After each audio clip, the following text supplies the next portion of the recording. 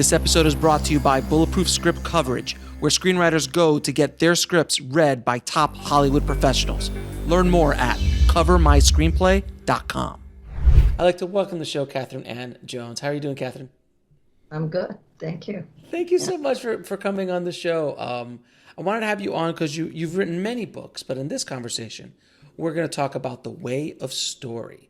And I wanted to hear your perspective on storytelling, especially from your vast knowledge and experience. But before we get started, how did you get started in the business?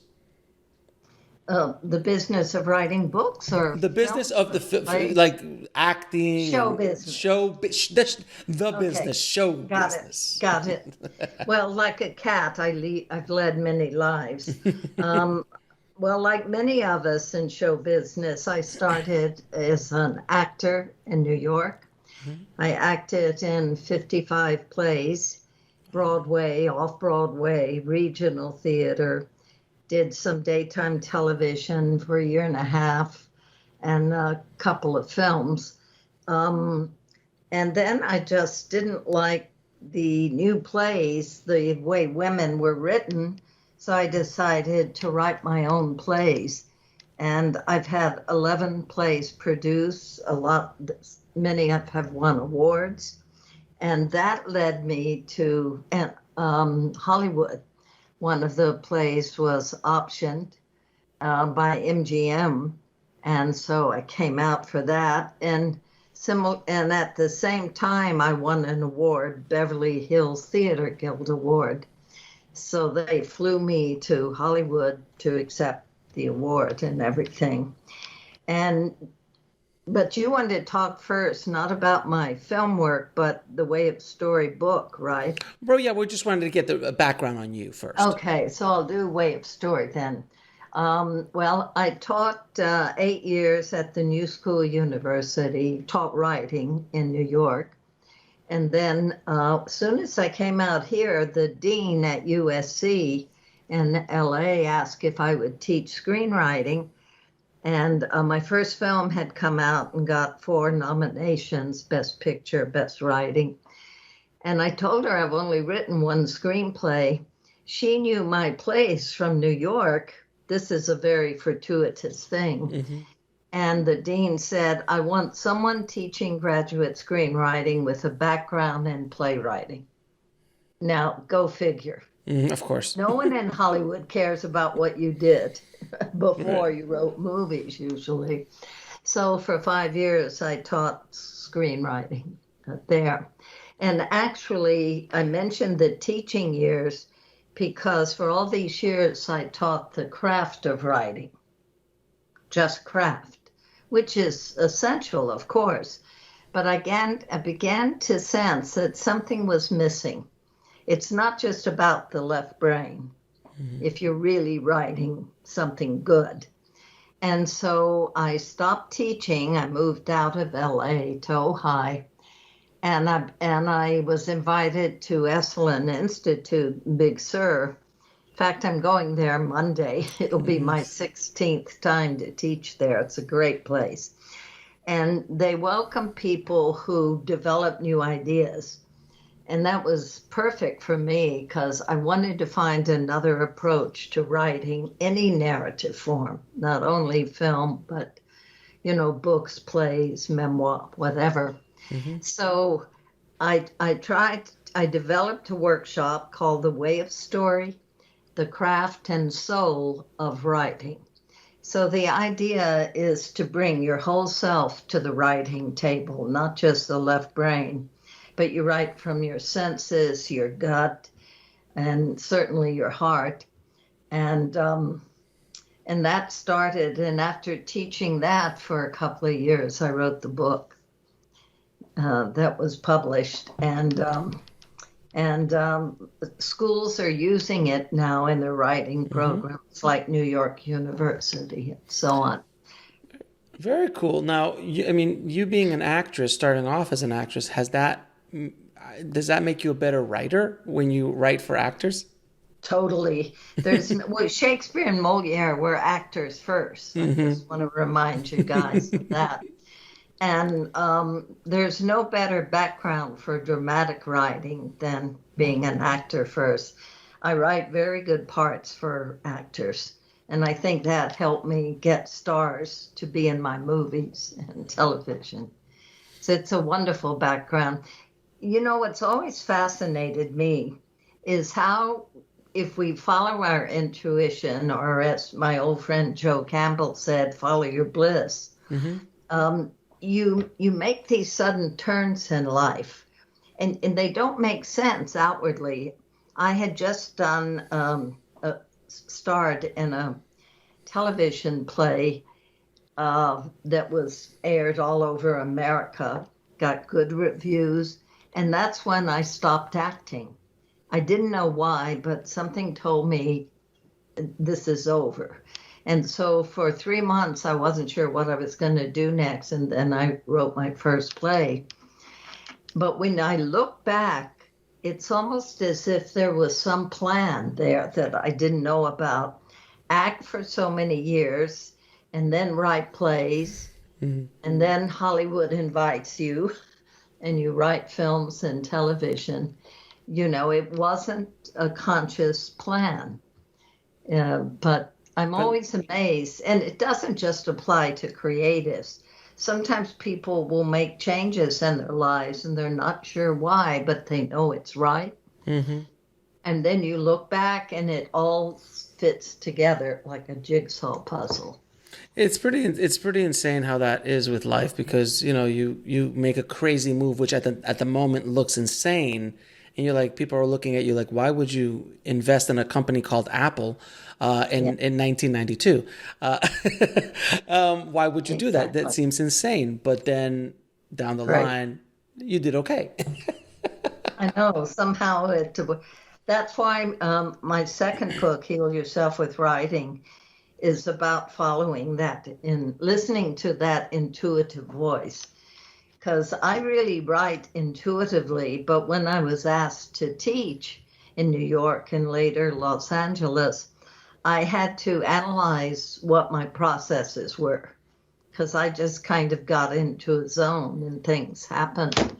And so teaching was another element that made me rethink, and that helped my writing as well as teaching. So one thing a lot of writers, young writers, start off in is they say that they want to write from complete instinct, from complete, from inside and let it flow, but without craft, exactly, it doesn't work. So can you explain the importance of? That's why I say my subtitle is The Craft and Soul of Writing. Both are very important. And so the book and the workshop is about integrating the two seamlessly. When you bring those two together, it's powerful. I mean, today we have films, and they sit around in development at the studios. Hey, and then this happens, and then this, and then a car chase and such. And you're just blitzed out when you watch the movie. I am, and you feel nothing other than exhausted, or something. Whereas I've seen a film at a film festival, Bernice Bobs Her Hair, based on a Fitzgerald story. And it's about a girl in the 30s who gets her hair cut off. That's the action. And yet I was crying. I was just crying at the end of it. So, it's about physical action often interrupts the dramatic action. And what interests me is what happens between people. How we do wonderful and terrible things to each other. What makes us do these things? And I guess that's why I don't write action movies. Right. Like Shrek says, people are like onions and they have layers and layers and layers. And you get to, take them off, Exactly. Now, one thing a lot of screenwriters do is when they're choosing the stories to tell, the stories that they're going to write, what advice do you have about how a screenwriter should choose their story? Because so many they chase the market. And if they're chasing the market, they've already lost that battle because the market's already around the corner. Somewhere else. Exactly. Right. That's a good question. often people will tell writers, write about what you know. I'm sure we've all heard that. Mm-hmm. I don't entirely agree with that. I mean, it's helpful, of course, but I taught in the Lucas building at USC. George Lucas gave the money for it. To my knowledge, George Lucas never traveled in outer space, not once. And yet he wrote this thing called Star Wars. It did pretty well. It's okay. It did okay. So what I tell my students and clients, consultant clients, write about what you feel a passion for. It can be a negative feeling, like everything David Mamet has written is about corruption of one form or another. Glengarry and Ross, The Verdict, everything he writes is about that's what gets his juices going. So find what you care about, because writing's a relationship. And if you're going to move in with a story for, say, 6 months to a year or more, you want to keep the juices going, so you have to care about the theme or the character or the plot. So I'd say write about what you feel passionate about. And don't chase the market. Totally not, because as you said, it changes. And with my USC grad students, they were always sort of writing derivative thrillers or something. Right. And it just changes, so fast. But if you write about something, I wrote about something I cared about. My first movie was called The Christmas Wife. Well-meaning friends and associates said, you'll never get this produced. There's no sex, there's no violence. Can you imagine being naive enough to pitch a story with no sex and no violence in Hollywood? Hello. It not only got made, I got 2 top stars, Jason Robards, Julie Harris, top director, David Jones, no relation, and it won 4 nominations, because I really hope that HBO produced it. And I really hope that there were audiences that wanted something different, Yeah, it's interesting, because if you look at success stories throughout Hollywood history, it rarely is the movie that's successful, if it ever is, that is chasing the market. It's generally something that they've been very passionate about. Or I look like a movie like Shawshank Redemption, which was wonderful film, which is one of my favorite films of all time. And Frank Darabont was just passionate about this little short story that Stephen King wrote, and hey, let's make this into a movie. There was nothing, and by the way, it wasn't a huge hit, but has aged extremely well. Wonderful film. Also, Sixth Sense, which was the writer-director's first. It's still his best movie. He's tried to chase his own success with the movies that came after. I think his best film is Sixth Sense, because he just wrote what he wanted to write, and it wasn't even popular then. Since then, people have tried to write, derivative movies, including himself. He's been chasing his own dragon for a while. He's always been chasing that success. But it's hard. Like if your first film is The Sixth Sense, it's kind of hard to follow that up. Well, maybe, but our motives for writing count. And if you just write a story, I always know that I may have 5-10 ideas for stories. There's always one story that's like a puppy dog yapping at your heels that will not let you go. That's the one you have to write, Yeah, exactly. You can write the others later, but something will tell you what to write next. I was listening. I was watching a documentary the other day, and they were talking about Michael Crichton, who had this idea about dinosaurs on an island, and he's like, and he put it away, but it just kept hounding him. Exactly. And look what. I mean, Jurassic Park changed movie history after that came out. But the original film is quite good. Oh my God, yeah, the first one's it's a masterpiece. It's a masterpiece. The sequels maybe not, but that first one is. It was, yeah, it's a classic Spielberg. Now, my second film I had produced came to me in a dream. Sometimes my ideas come at night when I sleep. Sure. And this is not also just with me. I'm sure other creatives. I'm sure Van Gogh saw Starry Sky. James Cameron got Terminator was in a fever induced dream that he had about this metal skeleton. Right. Yeah, so I know it's nothing new. But I dreamt one night about an angel, a male angel actually, who went to heaven and couldn't earn his wings. And they sent him to Earth on a mission, and if he succeeded, he would earn his wings. 10 days, and I wrote the dream down. I always keep a journal next to my bed. And 10 days later, Dolly Parton's people had called my agent, and she had loved The Christmas Wife, the movie I wrote. And she had been looking for a project for 2 years and couldn't find one. And she wondered if I had anything for her. So my agent called, wanted me to come to LA and pitch to her people. And I remembered the dream. Now, the dream was about a male angel. So driving to LA, I transposed the gender, and I pitched about a female angel who happened to be a country western singer. Obviously. Talk about custom made. And I pitched it to her people. They said Dolly must hear that she was in Hollywood. She has a house there. So they took me right over to her house. Now, I don't read about stars' life. I don't read showbiz magazines, so I don't really know what they like or not. We walked into the garden. There were angel fountains and statues.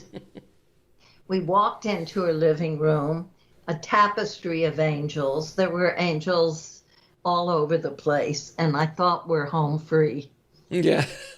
And she loved the story, and we made it, and we got the highest ratings except for the football game. You can never beat football. It's tough to beat the football game, and especially. And I tell you, she is one smart woman, Dolly. She is not a dumb blonde. You know, she really is a shrewd businesswoman. She's been a megastar for like 50 years. Almost 60 years. 60, right? You know, not many women actors pull that off. So, well, I think the biggest business, the shrewd business thing that she did was she kept the publishing rights to "I Will Always Love You," and that alone, I think, built Dollywood. It's a great song. Yeah, good. You know, she did very well. Say I. Yes. Now, when you write, do you start with character or plot? It varies. I guess as a playwright, I do write character-driven stories. To me, plot is what a character does. It's not separate from the character. But sometimes I'll have a theme. Like with Christmas Wife, I've always been fascinated how, like on a plane or traveling, you'll meet a stranger and spend just a short time with the stranger, but there'll be this powerful connection. That led me to want to write about that in The Christmas Wife. By the way, it's not a sentimental Christmas movie. We got over 300 rave reviews, and they always made that point, that it was refreshing. And it's not a down movie either, but it's not a typical sentimental ending.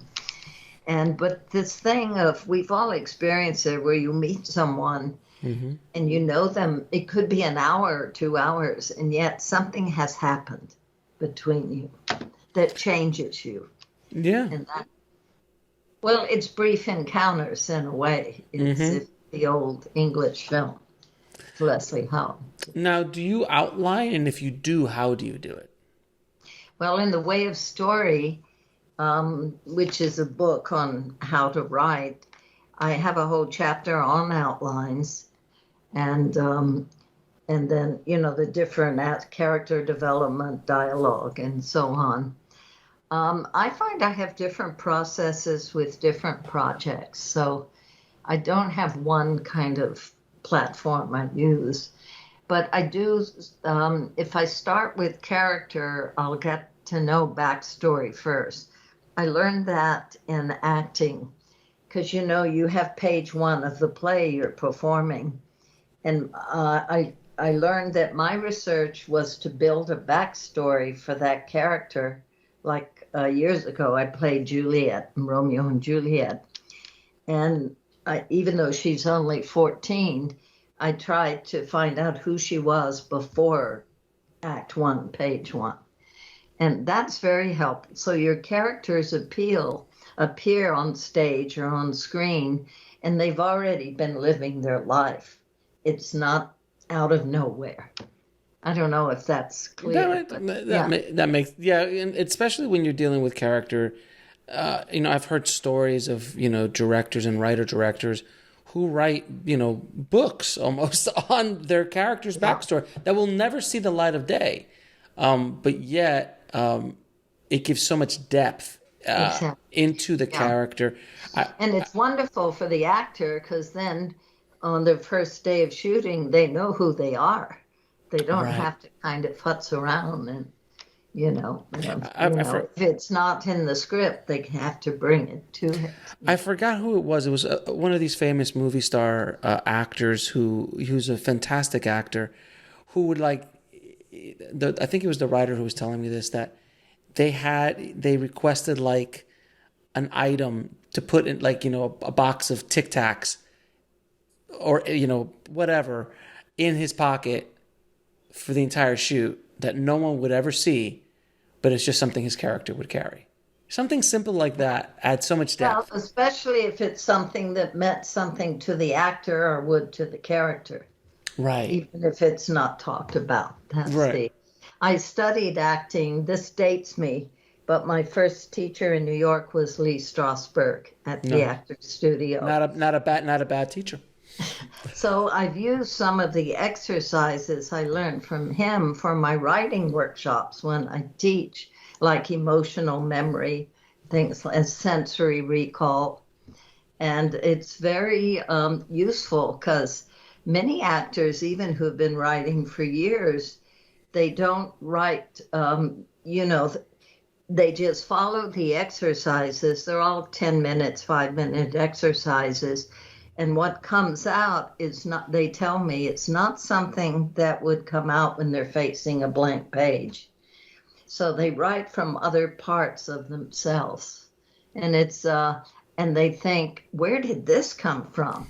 Wow, I couldn't have written, And it's very exciting as a teacher, and that's why I'm never bored, because everyone has at least one story to tell. And I just love those aha moments when I do. I use visualizations too and things like that. And where something comes through you. Sometimes when you're in the zone, you channel things. I've had that. I wish I could say it happens every time. It doesn't. I've had that happen a few times, and it is so exciting. Shall I give you one example? Please. Right. My first play was about the final years of Virginia Woolf, the British novelist. And at the time I wrote the play, I had just played her as a character in a play in New York. And I did a lot of research while I was performing her. And then I couldn't let her go after the play closed 3 months later. So I kept reading. I finally sat down and wrote my first long play. And at the time, her novels were out there, but her letters and her journals were not published. So I had no access. So I had to make up a lot of stuff. What she said, the way she talked. Mm-hmm. About a year after the play came out, several of the things I thought I made up, she actually said. Mm-hmm. Really? Yes. I know, woo-woo, right? So you were channeling her. And that happens. It happened to me this year with the book of short stories I'm writing set in India. I wrote one called Murder in Assam, and I've never been to Assam. I've spent years in India, but not Assam. And I made up this fictional short story. An Indian friend of mine sent the story to a friend of his in Bangalore, who is head of a Silicon Valley kind of thing. And she read it and she wrote to him, and he sent it to me, that what I wrote actually happened. Wow. It's about the young women who pick tea in the tea plantations. And it's about rape and murder and so on. I had no idea. But this has happened a few times to me, because I find for myself, my best writing is when I disappear and just something comes through. Yeah, I've spoken to a lot of creative people about that. Like, where does it come from? And I'm going to say everybody I've ever asked that question to, they always respect that there's like, I don't know what it is. I know I didn't create it personally. I know I was just a vessel that it kind of came through. And when you're writing, sometimes, specifically when you're writing, it just flows. And when you're writing in the flow, you're just like, I don't know, like sometimes I'll write something and I'll read it. And I'm like, who wrote that? Yeah. I've written a couple books, and I go back and I'll start reading just out of, I'll just open up a book that I've wrote and I'll just grab a chapter. I'll just start reading it for fun. I'm like, who the hell wrote this? This is fantastic. Exactly. Well, that's in the zone. I can't tell you how many times I've heard my students in my classes say that, and I just love it. So that's what I try and, trick them into going in the zone through these little exercises. They're in the book and in the classes, but I love teaching. I guess my passions are writing and teaching, but I love both. Those are two of my passions as well. Yeah, I mean, what I do here is teaching. I teach throughout. I've become an educator. I've become a teacher, as well as an artist, as well as a writer, and 1,000 other hyphenates that I have. But I found such a passion about giving back to people and sharing with people, and that's why I love having conversations with guests like yourself, that I can delve into different aspects. And I'll ask questions that I just want to listen to, but then it gets listened to by thousands and thousands of people around the world. And it's great. And it really, when you hear some of the work that you've done has affected someone else's life in a positive way, I keep saying to people, it's addictive. When you start giving back, that becomes an addiction of wanting to help and help. In my generation, we called it making a difference. Yes, and we're paying it, and now it's paying it forward, or something. It's a good title for a movie. There is a movie called Paying It Forward. It's a good movie. Now, you did mention something earlier, and I have to ask because I need to know. You said that you were friends with Mr. Joseph Campbell, who is a legend. Can you talk a little bit about? I mean, everybody listening to this knows the hero's journey because of Joseph's work. Can you talk a little bit about how you met and how that relationship was and what it was like? Well, to me, life is story. So everything's a story. Sure. I went, at that time, I would go to India as my spiritual home. Spent a lot of time there. I had just come back from India the night before, and I was invited to Gerald Sykes and Buffy Johnson, husband and wife. He's a writer. Buffy's a great painter. Her work's in the Metropolitan Art Museum. So I went to the party, and when I walked in, Gerald said, "There's someone you must meet. He also loves India." So they introduced me to Joseph Campbell. I knew nothing about him. I hadn't read any of his books. And we talked, and while we were talking, he said, India changed my life. I met a great sage in South India and attended his talks, and he changed my life. And I said, "Who was he?" And he said, "Oh, you wouldn't know him because he's not a public figure. he's the real thing, but not, you know. And I said, well, I'd be interested to know its name. So he told me the name, and I got very quiet, and I said, I have just come from his son. His son was Yes. teaching. His son was also a spiritual teacher. Well, because the father had died in 1959. Mm-hmm. So, and this was in the 70s or something. Wow. And no, neither one of us spoke for a while. The whole atmosphere changed, and Joe took me by the hand and took me to a corner, and we sat for an hour talking. And that's when our friendship started. And I got to know his wife, who's also a remarkable choreographer, dancer. Mm-hmm. And anyway, you know what Joe Campbell had? I've only seen it twice. And I wish I had it, but I'm in awe when I see it. What Joseph Campbell had is a boyish enthusiasm and passion for mythology that he had when he was 12, and through his whole life, it never lessened.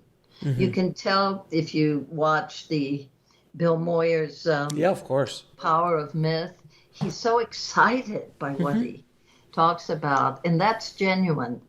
We used to go to plays together, and we saw a rather poor play off Broadway, and I think it was about Vietnam or something. Anyway, we went out afterwards to have a bite, and Joe just started talking like he does, and I'm sure that's how he was when he did classes, and he was comparing the play with Vietnam and 5th century Greece, and I turned to him and I said, Joe, this conversation's 10 times more interesting than that play. Exactly. But that was who he was, and it's totally genuine.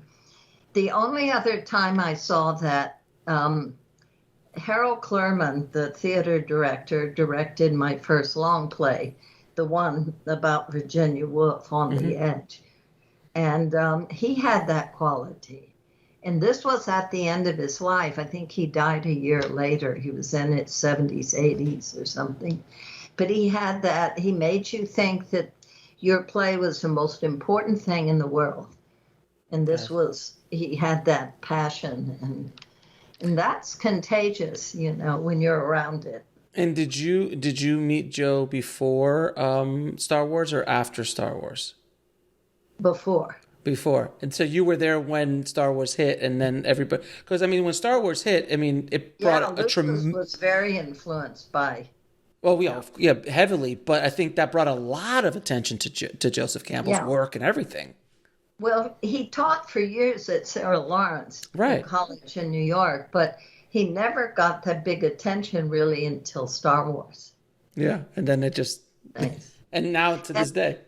And Power of Myth was made a short time before he passed away. Yeah. So it's wonderful they got that on tape, you know. Oh, yeah, on Skywalker Ranch. Series. At Skywalker Ranch, they shot that.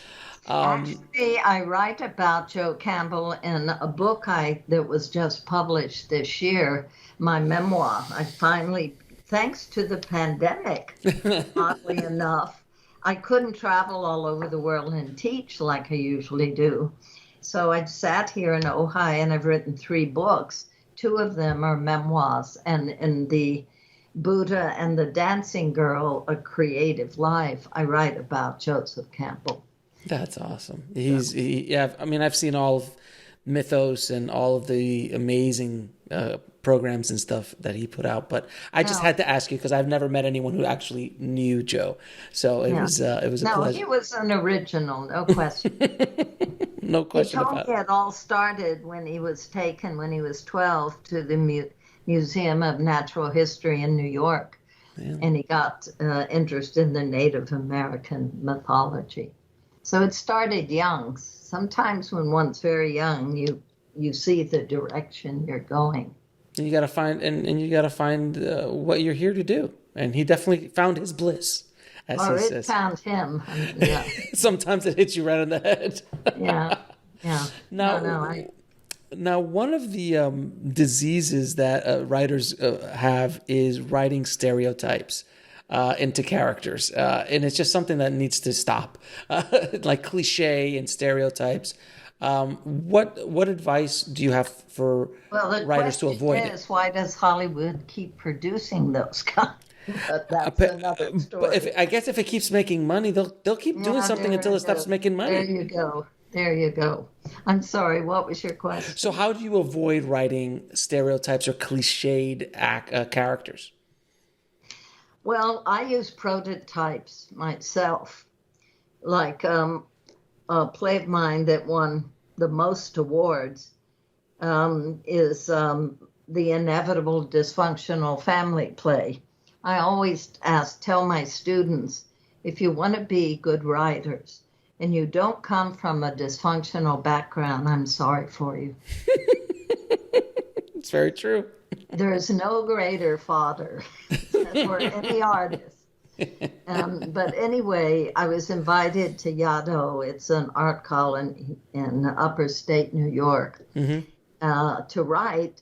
And I had been thinking about this play for a year, bits of dialogue. You said, what do I start with? This play started with, I would get these full sentences, lines of dialogue. I'd write them on little scraps of paper, and I would just put them in a bag in my closet on the floor. And after a year, I had all this dialogue, and it was based on my family. My prototypes are my mother, her two sisters, my grandmother, myself as when I was young, and a black maid who had been with the family for 40 years. And it's an all-female play, by the way. As an actor, when you audition for a play, there's usually one or two women's roles and 10 male roles. So this was my giving it back, you know. So it was hard to write. I'd end up sobbing. I'd get out, ride a bicycle for an hour, come back. But it started with real prototypes, and then I fictionalized it. I pushed it over the edge, so to speak.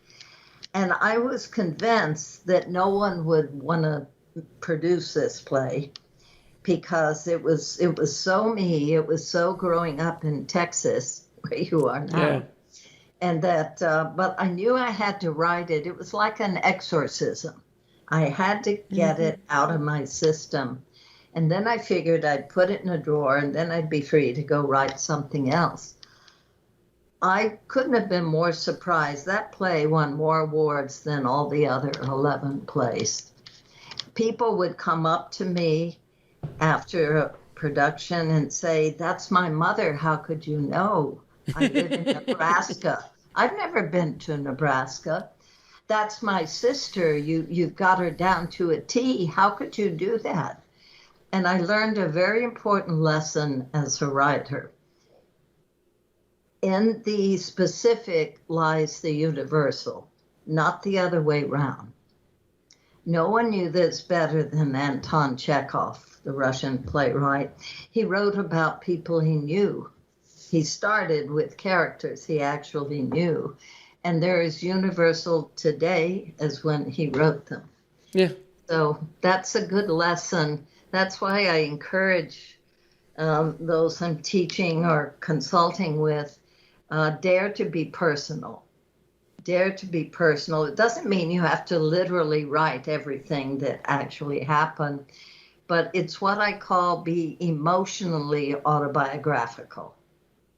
There's a DNA. There's a DNA when you're writing. If you're writing based on a real person, even if there's a starting point or a basis in it, there's a DNA there that's authentic.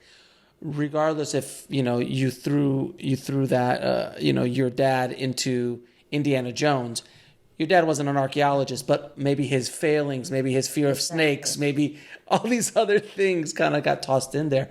There's that's very powerful. That's a very powerful tool. Well, what I learned writing in Hollywood, the script has to reach the audience and reader emotionally. And so you can't create the emotions in a reader or an audience unless you feel it first.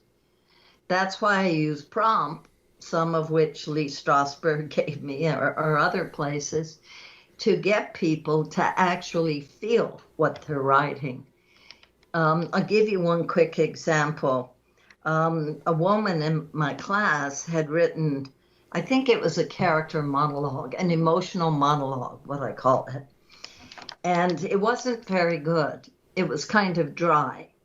So I ask her to get up. I choose someone else from the class, and I do an exercise where they just push their hands as hard as they can and try and throw each other off balance. And then I say, just start improvising the lines, not necessarily what you wrote, but just think of what you want to say to your husband or mother, whatever the character is.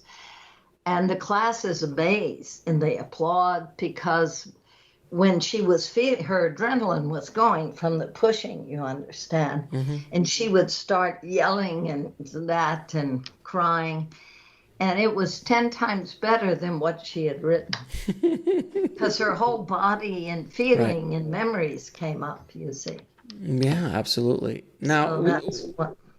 no, we touched a few times in this conversation about the inner voice, the zone, the finding the muse, all of these kind of things. Do you have any advice or tips on how to tap into that? Because that's the gold. I always tell people that's your secret sauce that nobody else has. That's the point. Nobody else has it. It's unique to you, and that's what you need to go from. Well, even people, I don't know, I don't want to sound like this is the only way, but I hear from a lot of people that have read Way of Story or Heal Yourself with Writing.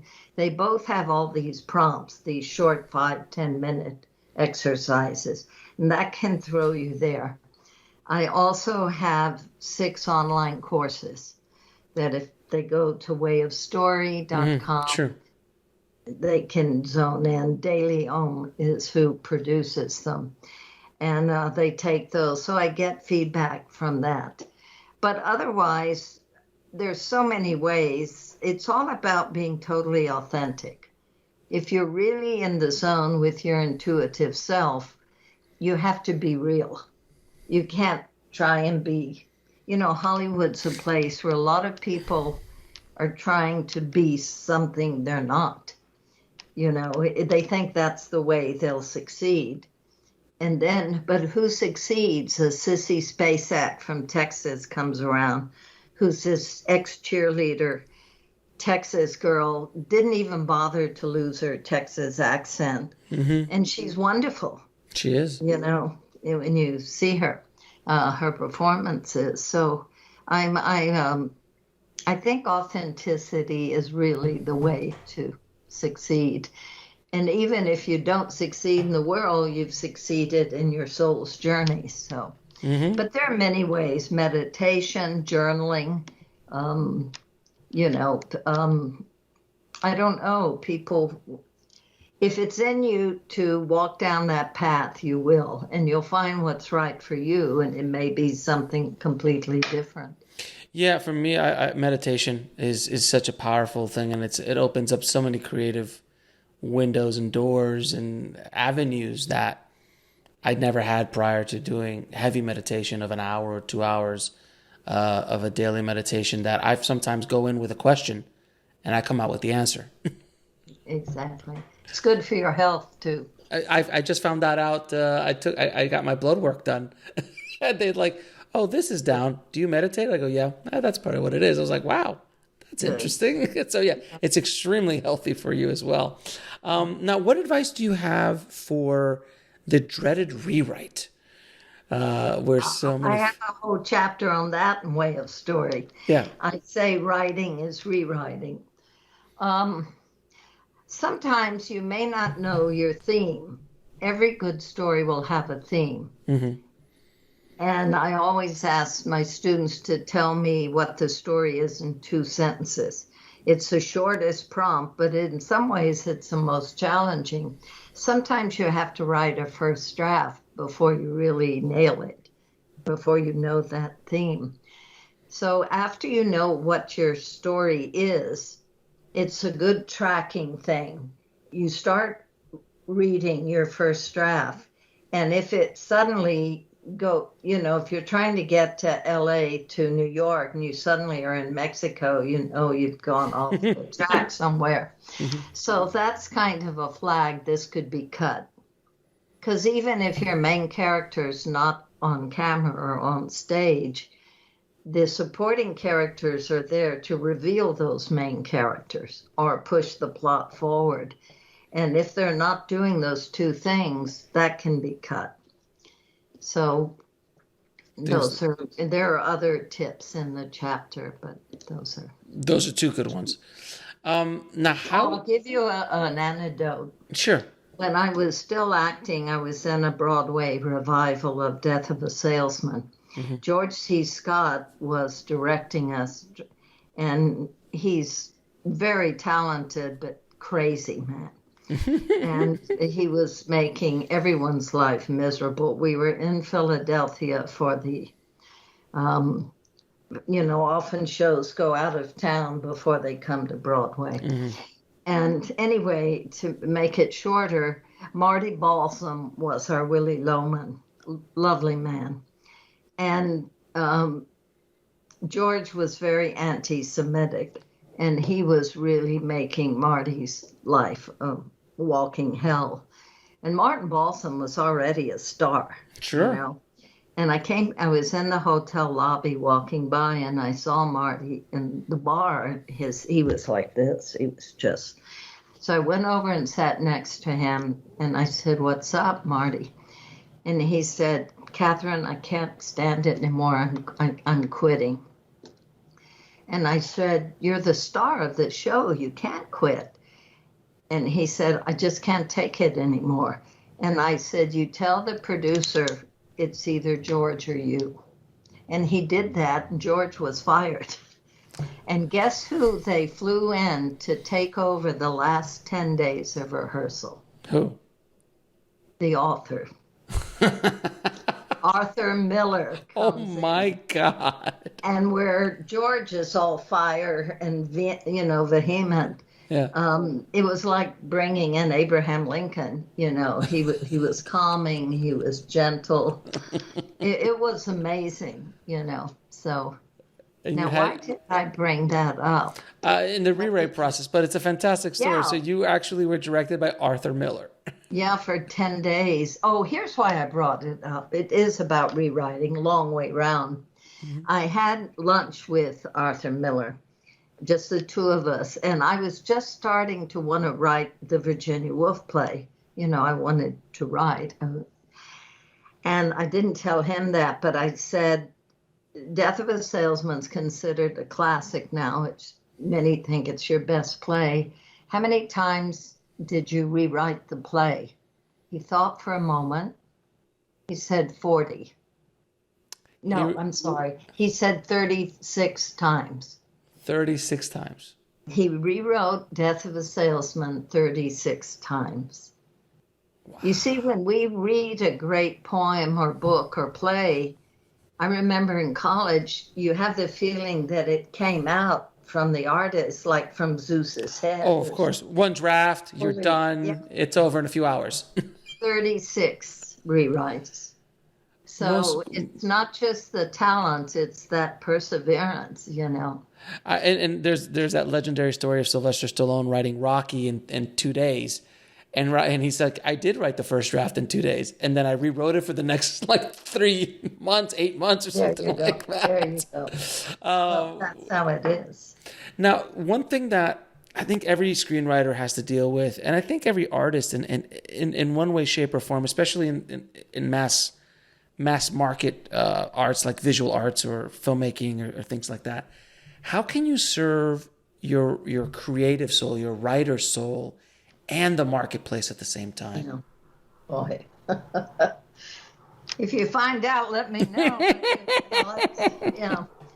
why do you think I'm in Ojai and left Hollywood? Yeah. Yeah.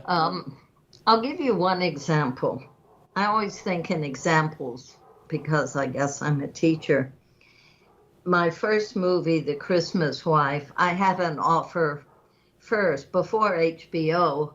A network asked me that they wanted to produce it. Mm-hmm. Now, there's no sex or violence, and I mentioned in the script. And they said, we love your script. We love it. We want to do it. But what if instead of the main character who's 65, instead of renting a woman who's his own age for Christmas holidays, what if she's 28? Mm-hmm. And I laughed. I was a New Yorker. I hadn't lived in LA, so I laughed. I thought they were kidding, and no one laughed. So I realized they were serious. Then they said, what if, when they're in the cabin for 3 days, just the two of them, what if a rough gang breaks in and terrorizes them? And then I said, well, then it would be like every television movie we've seen. Nobody smiled. So I said no. I walked away, and HBO produced it as I wrote it. Look at that. And it won 4 Emmy nominations. And there you So and there you go. you have to hold firm sometimes, you just have to hold firm. Now, I'm going to ask you a few questions I ask all my guests. What are 3 screenplays or plays that you think every screenwriter should read? Well, when I was teaching at USC Film School, I had my graduate students read 2 screenplays. Chinatown by Robert Towne. Always, yeah. Is such a great movie. Mm-hmm. I mean, it's so tight. There's not one mistake in the structure of that story. So Chinatown by Robert Towne and Blade Runner. Mm. Mainly I did that because they were all in their mid-20s, my students. So I figured they'd read that. Another good film, for those that like that genre. God, there are just so many. I read a lot, and I reread, and I re-watch movies a lot, which surprises, even though I'm not voting for the Oscars and Emmys anymore. I stopped paying my dues. Only now I can watch what I want to watch. As opposed to I got to watch all this so I can vote it. Yeah. I don't know. Read good writing. I've read Flaubert's Madame Bovary 3 times just for the style. Yeah. I teach memoir too, and I'm listening on 10 CDs, St. Augustine's Confessions, written in the 4th century. He wrote the first memoir, first autobiography in Western history. Wow. And it's wonderful. It's so, you need to think outside the box. You never know what's going to be useful when you're writing here. Now, what advice would you give a screenwriter trying to break into the business today? I've actually had people approach me. It's a friend's nephew or, we get those calls. Yeah. And they said, can I meet an agent? I've got an idea for a film. I said, well, that's fine, but do you have a good sample script? See, Christmas Wife was my first screenplay. It was, I thought, my sample script. But within 2 weeks, 3 people wanted to produce it. You have to have and write and rewrite that sucker till it really is there. Hire, if not me, some other consultant who's good. Don't just have your wife or husband or best friend read it and tell you how wonderful it is. Really get an objective eye there to tell you what works and what doesn't. And once you have that, then you ask for connections. And you do need connections in Hollywood. I had none when I came out, but relationships. I had my script.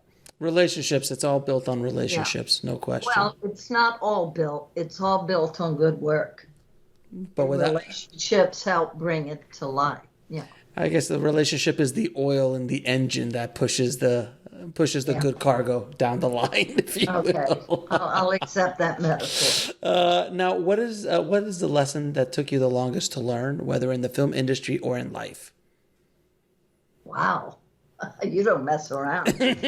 Um, patience. Yeah, Patience. that's mine. That's mine. I'm not very patient, which sometimes works for you, you know. And I'm an astrologer on the side and a psychic reader, so I really get into astrology. I have 9 planets in fire. It's not exactly a balanced chart. It's great for inspiration and working quickly and teaching and all that. For personal life, Not so much. yeah, so I think patience, and because of meditating for the last 40 odd years more, I'm more patient, but still a long way to go. I'd say patience has been my toughest lesson. And where can people find out more about you, your courses, your books, and how to get a hold of you? Well, I mentioned this Monday I'm going back to Esalen, but the class is full. But there's 20 on the waiting list, so Esalen asked if I'd come back in November. So I'm going to be teaching at Esalen in Big Sur in November too. Wayofstory.com, wayofstory.com. My books are there, my consultant service.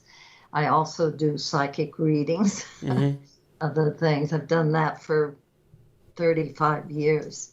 So Way of Stories are good, and you can email me through that too and connect. But more than anything, I would say be true to yourself. Write the story you want to tell. Don't think about the marketplace. Create a marketplace.